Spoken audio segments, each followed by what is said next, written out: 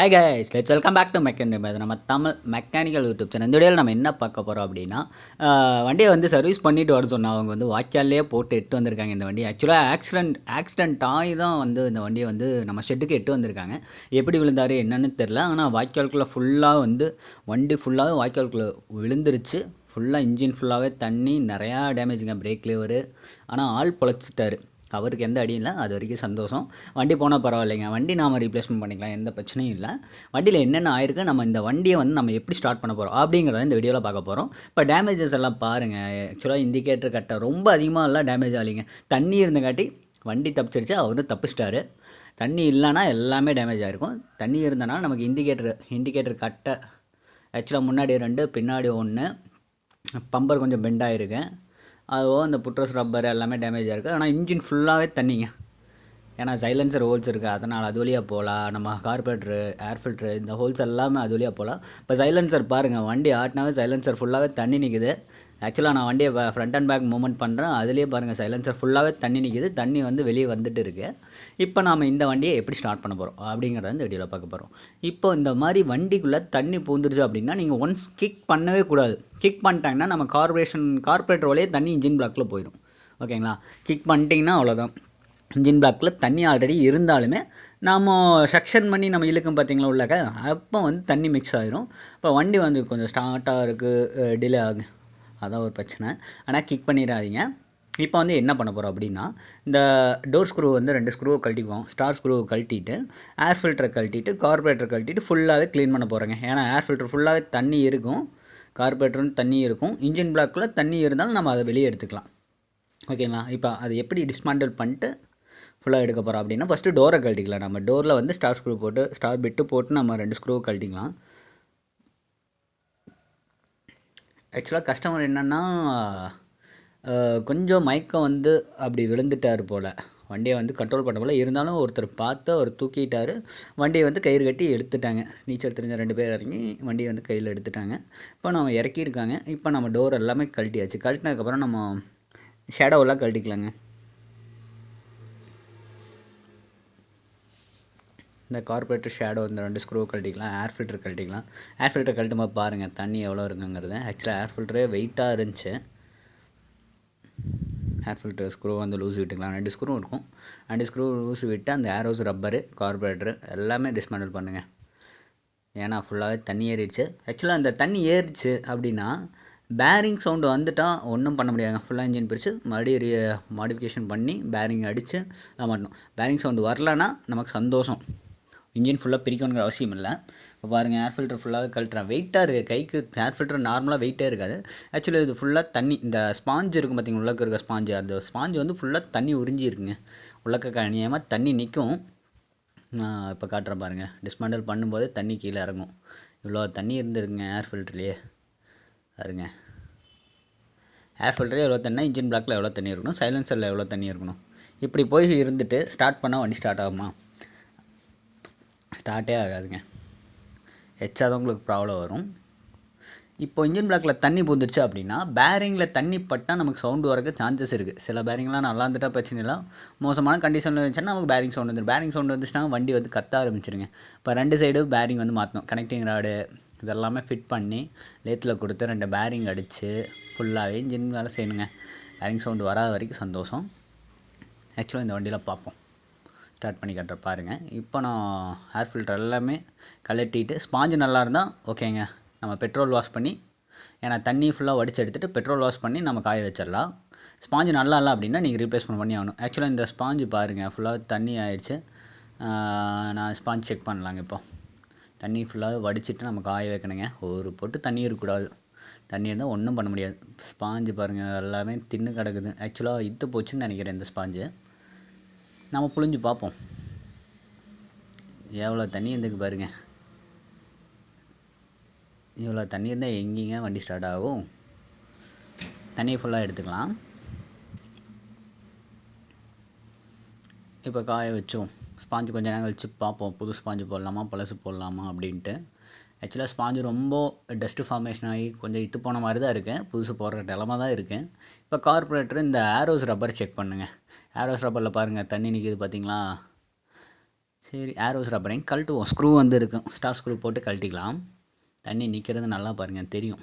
அதனால தான் நான் கேமராவை இதில் காட்ட சொல்லியிருக்கேன், தண்ணியே இருக்குது பாரு அப்படின்ட்டு. ஸ்டார் ஸ்க்ரூ போட்டு ரிமூவ் பண்ணிட்டு நம்ம ஏரோஸ் ரப்பர் செக் பண்ணலாம். ஏரோஸ் ரப்பர் வெட்டையாக இருந்துச்சுன்னா நம்ம மாற்றி ஆகணுங்க. இதை கழட்டி செக் பண்ணல எப்படி இருக்குது அப்படிங்கிறத. பாருங்கள், தண்ணியே இல்லை ஒழுகுது, ஏகப்பட்ட தண்ணி. உப்பு தண்ணியாக இருந்தால் அதை விட மோசம்தாங்க. ஆக்சுவலாக நல்ல தண்ணியாக இருந்தங்காட்டி எந்த பிரச்சனையும் இல்லை. ஏரோஸ் ரப்பர் பாருங்கள், ஃபுல்லாக வெட்டையான மாதிரி தான் இருக்குது. அமுத்தி பார்ப்போம். அமுத்தி பார்க்கும்போது ஏரோஸ் ரப்பர் வெடிச்சிருந்தா, இந்த மாதிரி கண்டிஷன் தான் நீங்கள் கண்டிப்பாக ஏரோஸ் ரப்பர் மாற்றி ஆகணுங்க. ஆக்சுவலாக இந்த மாதிரி இதில் வெடித்ததில் ஏர் வந்து வெளியே அட்மாஸ்பியருக்கு ஏர் வந்து உள்ளே போச்சுன்னா நமக்கு வந்து வண்டி வந்து கண்டினியூஸாக ஓடாது, விட்டு விட்டு ஓடும். நீங்கள் சடனாக ஒரு 100ல் போகிறீங்கன்னா வண்டி 100லேயே போகாது. 95 மாறும், மறுபடி 100 மாறும், 95 மாறும், 100 மாறும், வண்டி ஆஃப் ஆக தான் பார்க்கும். இந்த மாதிரி கண்டிஷன் இருந்துச்சுனாவே. அதனால் நீங்கள் ஏரோஸ் ரப்பர் கண்டிப்பாக அது மாற்றி ஆகணும். இந்த கண்டிஷன்லாம் போட்டுறாதீங்க. இப்போ கார்பரேட்டர் 8 mm நட்டு போல்ட்டை வந்து லூஸ் விட்டு நான் கார்பரேட்டர் டிஸ்மேண்டில் பண்ணிக்கிறேன். டிஸ்மேண்டில் பண்ணிட்டு நம்ம ஆக்சிலேட்டர் கேபிள், சோக் கேபிள் எல்லாமே ரிமூவ் பண்ணணும். கார்பரேட்டர் கட்டியாச்சு. இதை வந்து ஆக்சிலேட்டர் கேபிளையும் சோக் கேபிளையும் நம்ம இப்போ கழட்டிக்கலாம். ஃபஸ்ட்டு ஆக்சிலேட்டர் கேபிளை வந்து நம்ம கட்டிங் பிளேயர் யூஸ் பண்ணி நம்ம கழட்டிக்கலாம். இது வந்து கேர்ஃபுல்லாக கழட்டுனுங்க, கட் ஆயிரும் சம்டைம்ஸ் வெட்டையாக இருந்தால். அதனால் கேர்ஃபுல்லாக கழட்டுங்க. இதுக்கப்புறம் சோக் லிவர் கழட்டிக்கலாம். சோக் லிவர் பார்த்திங்கன்னா 14 mm ஸ்பேனர் பிடிக்குங்க. 14 mm ஸ்பேனர் இருந்துச்சுன்னா சோக் லிவர் நட்டை வந்து கழட்டிக்கலாம் நம்ம. இதே நட்டு பார்த்திங்கன்னா ஒரு 3 மரம் தான் இருக்கும். டைட்டு பண்ணும்போதும் அப்படி தான் இருக்கும். கேர்ஃபுல்லாக டைட் பண்ணணும். 3 மரம் தாங்க. இதில் ஒரு ஓரிங் இருக்குது, அந்த ஓரிங் இருக்கான்னு நல்லா இருக்கான்னு செக் பண்ணிங்க. மேக்ஸிமம் டேமேஜ் ஆகிறதுக்கு சான்ஸ் இல்லை. இந்த சோக் வந்து பார்த்திங்கன்னா ஸ்டார்டிங் பர்பஸ்க்காக. பாருங்கள் தண்ணி எப்படி ஒழுகுதுன்னு. பரவாயில்ல, வாட்டர் வாஷ் நல்லா தான் பண்ணி கொண்டு வந்திருக்கார் போல். இப்போ நம்ம சைலன்சர் கழட்டிக்கலாம். சைலன்சர் ஃபுல்லாகவே தண்ணி இருக்குதுன்னு சொல்லியிருக்கேன். ஆக்சுவலாக முன்னாடியே பார்த்துருப்பீங்க எவ்வளோ தண்ணி இருந்துச்சுன்னு. இப்போ சைலன்சர் நம்ம கழட்டுவோம்.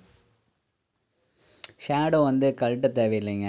ஆக்சுவலாக சைலன்சர் எல்லாமே நல்லா தான் இருந்துச்சு வண்டி. ஆக்சுவலாக நம்மகிட்ட சர்வீஸ் பண்ணுறவர் தான். ஒரு 2 months முன்னாடி தான் சர்வீஸ் பண்ணார். ஆக்சுவலாக சைலன்சர் நல்லா இருந்துச்சு. அதனால் நான் சைலன்சர் வந்து பாட்டாக பிரிக்காமல் ஒரே கிட்டாக வந்து பிடிச்சிக்கலாம். இப்போது ஃப்ரண்ட்டில் வந்து பார்த்திங்கன்னா 13 ரிங்ஸ் போட்டு நம்ம அந்த நெட்டை வந்து லூஸ் விட்டுக்கலாம். நெட்டு ப்ளஸ் பிங் வாசர் கழட்டிக்கலாம். இந்த பக்கம் வந்து பார்த்திங்கன்னா 16 mm ஸ்பேனர் போட்டு நீங்கள் லூஸ் ஆன மாதிரி. இப்போ கீழே இன்ஜின் கீழே 13 mm ரிங்ஸ் போட்டிங்கன்னா சைலன்சரை வந்து கழட்டிக்கலாம். சைலன்சரில் பார்த்திங்கன்னா 2 கேஸ்கட் போடணுங்க. ஃப்ரண்ட்டில் எப்போவுமே 2 கேஸ்கட் போடணும். ஏன்னா இன்ஜினோட ஹீட் வந்து அப்படியே சைலன்சருக்கு கன்வெர்ட் ஆகும்போது நமக்கு அந்த ஹீட்டை வந்து லீக் ஆகாமல் இருக்கிறதுக்காக தான் இந்த கேஸ்கட் யூஸ் பண்ணுறோம். என்ன கேஸ்கட்னால் ஒரு மெட்டல் கேஸ்கட்டுங்க. சென்ட்ரல் ஒரு கேஸ்கட் வச்சுருப்போம். ஜாயிண்டிங்க்கு எல்லாமே கேஸ்கட் வருங்க. இந்த ஹீட்டை தாங்கக்கூடிய கேஸ்கட் வந்து முன்னாடி 2 வைக்கணும். அந்த 2 கண்டிப்பாக மாற்றி ஆகணும். ஒவ்வொருக்கா மாட்டும் போது கண்டிப்பாக மாட்டி ஆகணும். இப்போ பாருங்கள், நம்ம சைலன்சர் ரிமூவ் பண்ண தண்ணி ஒழுக ஆரம்பிச்சிட்டு இருக்குது. ஏகப்பட்ட தண்ணி நிற்கிது உள்ளக்க. இப்படி இருக்கும்போது எப்படிங்க வண்டி ஸ்டார்ட் ஆகும்? எவ்வளோ தண்ணி இருக்குது பாருங்கள். கழட்ட கஸ்டமர் சிரிச்சிட்டே இருக்கார், இப்படி போய் விழுந்துட்டேனே அப்படின்னு.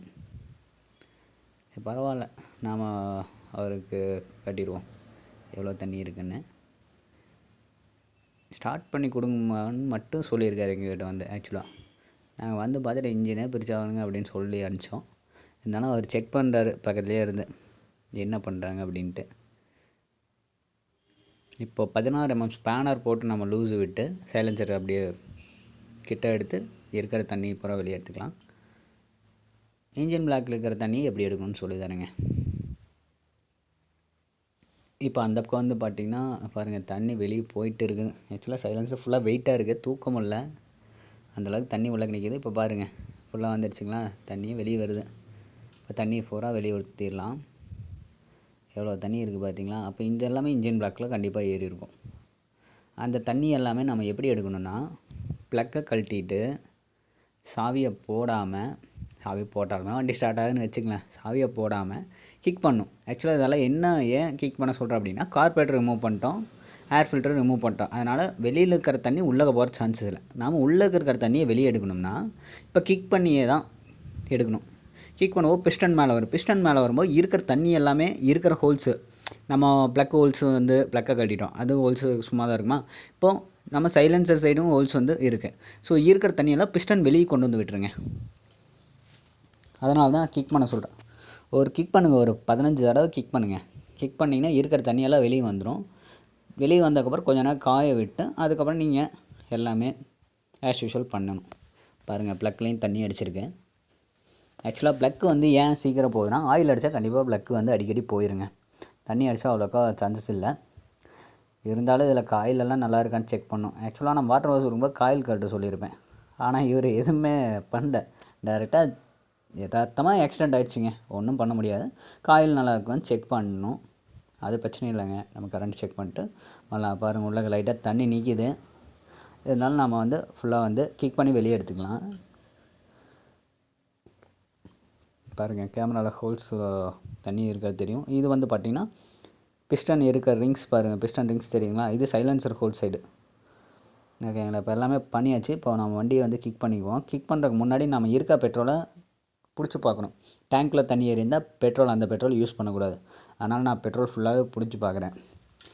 ஏன்னா வண்டியே உள்ளே குதிச்சு டேங்க்கில் தண்ணி போயிருந்துச்சுன்னா, சப்போஸ் டேங்க்கில் இருக்க கேப்பில் இருக்க ஓரிங் வந்து டேமேஜ் ஆகிருந்து அதுலேயே தண்ணி போகிறதுக்கு சான்சஸ் இருக்குது. அதனால் இருக்க பெட்ரோல் எல்லாமே பிடிச்சி தண்ணி இருக்கா, வாட்டர் பபிள்ஸ் எதாவது இருக்கா அப்படின்னு செக் பண்ணணும்.